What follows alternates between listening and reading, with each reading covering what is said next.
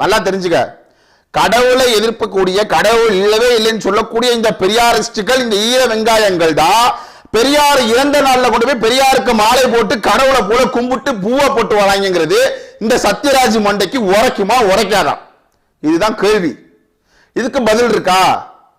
சும்மா உட்காந்துட்டு எப்ப பார்த்தாலும் நொட்டமா பேச வேண்டியது. போய் வர வேலை இருந்தா பாருங்கடா.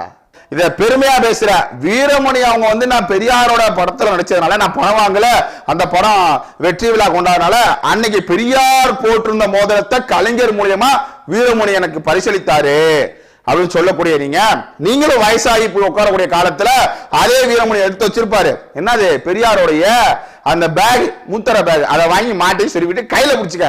அதுவும் பெருமை. தவறு கிடையாது, பெருமை தானே. பெரியார் மாட்டியது எங்க? மூத்திர சட்டி கையில பிடிச்சிக்க. சும்மா அந்த பேச்செல்லாம் பேசாத, எரிச்சல வர மாதிரி பேசாத.